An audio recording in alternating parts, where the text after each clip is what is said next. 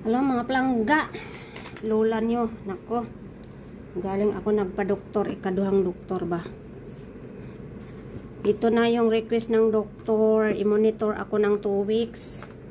So bumili ako ng sarili kong gamit, i-unboxing natin to. Hulaan niya kung ano yan, ay. Yung pangbukas kong gunting, virgin na virgin. Ito siya, buksan ko. Bagong bili talaga.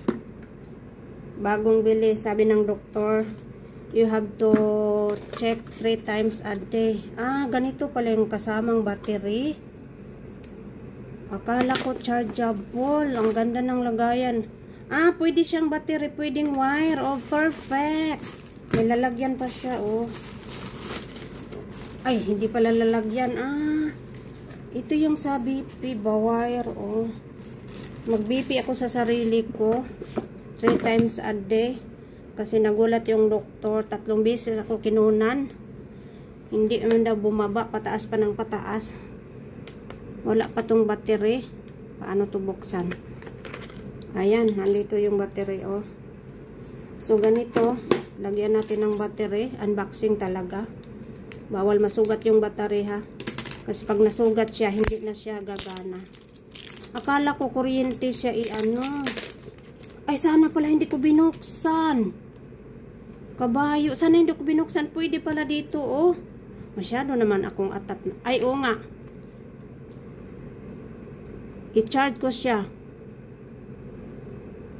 I-charge ko siya.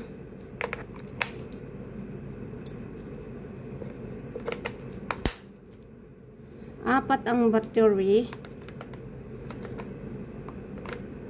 Positive, negative, ayaw umano. Tika. 4 yung battery niya. Tika, bakit nga ba hindi ko binasa yung guidelines? Masyado naman kung atat na atat. Ayan. Ay, oo nga. Ganito na siya, oh. Ano, ganito yung forma niya, day. Sana pala hindi ko binuksan. O, tika, basahin ko muna yung manual. Anga, oy, ako maipit aning kalakiha. Oy, anga talaga, anga. Tingnan mo naman yung aking binili. Saglit. So, ito yung box niya, guys, oh. Requirements talaga ng doktor. I-monitor niya ako.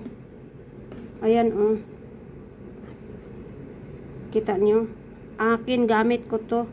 Thank you, guys. Thank you for watching. Ingat tayong lahat, BP, kasi mayroon daw akong vertigo.